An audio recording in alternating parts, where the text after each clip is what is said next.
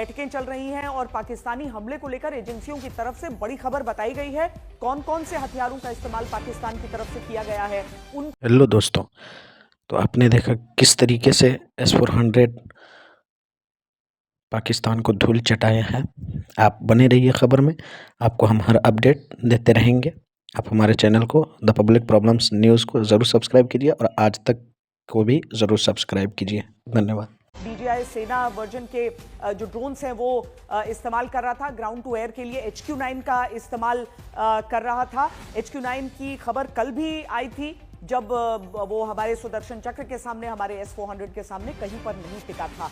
पाकिस्तानी हमले को लेकर ये बड़ी खबर है। पाकिस्तान जिस तरह के हथियारों का इस्तेमाल कर रहा है भारत पर, कल जो उसने किए, जो हमारे सिविलियन एरियाज, हमारे डिफेंस हेडक्वार्टर्स को टारगेट करने के लिए जिस तरह के इलाकों का, जिस तरह के वेपन्स का इस्तेमाल उसकी तरफ से किया गया है, ये उसकी मंशा को स्पष्ट करते हैं। मंजीत,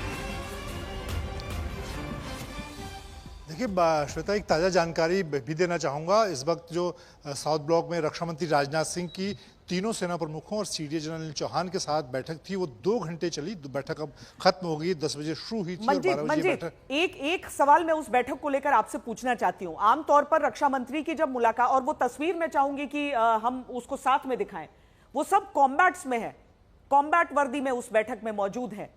ये हमारी कॉन्फ्लिक्ट रेडीनेस को दिखा रहा है। मंजीत, इसमें 2 संदेश दिख रहे हैं श्वेता, अगर आप तस्वीरों को ध्यान से देखें कि एक तो जो तीनों सेना प्रमुख हैं और CDS हैं वो कॉम्बैट ड्रेस में हैं। दूसरा, आप देखिए तस्वीर में सब मुस्कुराते हुए नजर आ रहे हैं। वो एक संदेश है कि भारत की तीनों सेनाएं रक्षा मंत्री को इस बात को लेकर आश्वस्त कर रही हैं कि पिछले 2 दिनों से जो कार्रवाई पाकिस्तान के खिलाफ जवाबी कार्रवाई की, हमने पहले कार्रवाई नहीं की, हमने जो जवाबी कार्रवाई की वो कार्रवाई ठोस और हमारी रणनीति के हिसाब से की गई और कोई चिंता की बात नहीं है। पाकिस्तान अगर ऐसे और भी कार्रवाई करेगा तो उसका जवाब दिया जाएगा। और भारत ने पिछले 2 दिनों में, भारत की सेना, वायुसेना ने ठोस तरीके से पाकिस्तान को जवाब दिया है।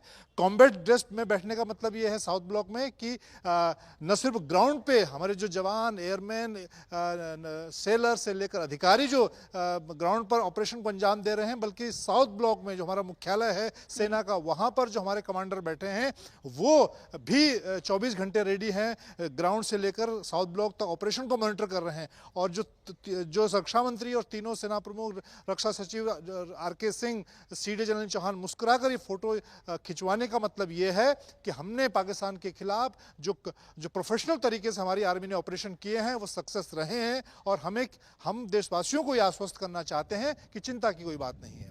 और साथ ही मंजीत, एक और बात हो जाती है ना कि क्या हम केवल पलटवार करेंगे या फिर एक बार, मतलब क्योंकि जैसे आतंक के ठिकानों पर भारत की तरफ से वार किया गया, पहलगाम के बाद एक जवाब दिया गया, अभी पाकिस्तान अगर ऐसी उकसाऊ कार्रवाई करता है तो भारत का रोल अभी आपको, आपकी एनालिसिस में आपको केवल डिफेंसिव दिख रहा है कि हम उस समय उसका जवाब देंगे?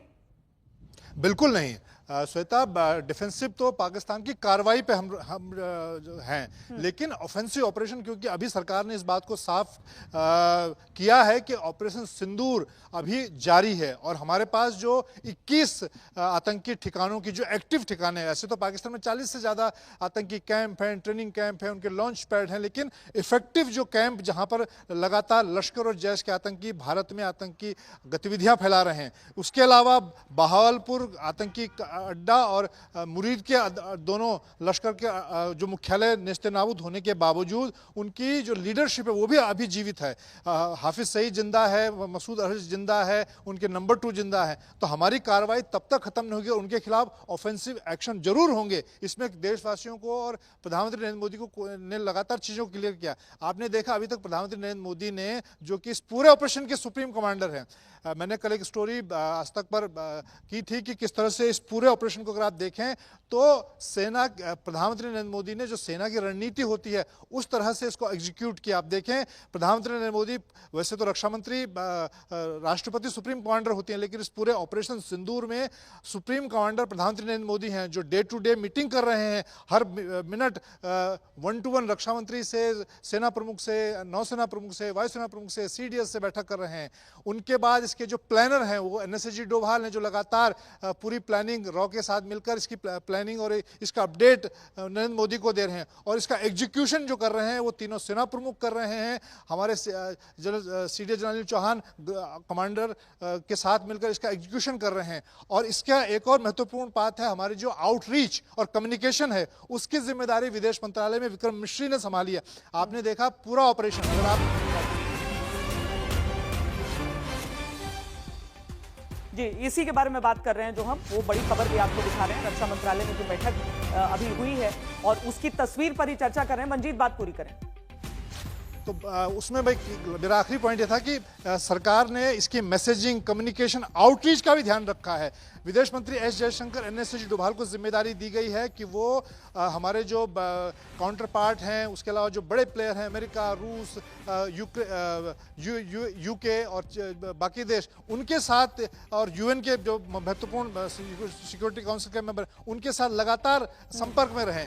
और इसकी मैसेजिंग की जो हम बात कर रहे हैं, किस तरह से पूरे ऑपरेशन को देश दुनिया के सामने, मीडिया के सामने विक्रम मिश्री ने बहुत समझदारी के साथ, सावधानी के साथ रखा। उसका पोस्टर कब लॉन्च होना है, उसकी मैसेजिंग आप देखें। 2 सेना के अधिकारियों को मीडिया के सामने बिठाया गया, उनसे जानकारी साझा की गई। कर्नल सोफिया जो अपनी सिग्नल की अधिकारी हैं, उनको इस जानकारी देने के लिए बुलाया गया।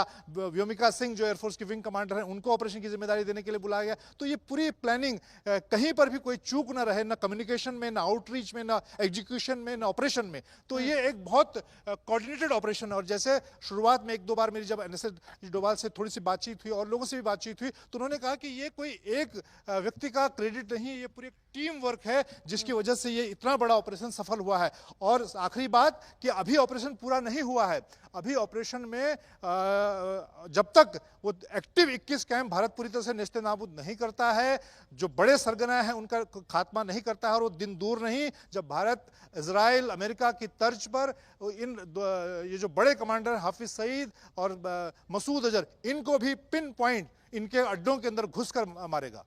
और अब तो पाकिस्तान को डर भी लग रहा होगा, क्योंकि भारत ने वाकई बहुत पिन पॉइंटेड, बहुत प्रिसीजन अटैक्स किए हैं। कंट्रोल्ड है, यानी सिविलियन एरियाज में नहीं जा रहा है, लेकिन आतंकियों का नाश लगातार जारी है। यह बड़ी खबर जो हम आपको दिखा रहे थे कि सेना प्रमुखों और सीडीएस के साथ रक्षा मंत्री राजनाथ सिंह की यह बैठक 2 घंटे जो चली वो खत्म हुई है। रक्षा मंत्री आ गया, प्रधानमंत्री को भी इस पर अपडेट देंगे।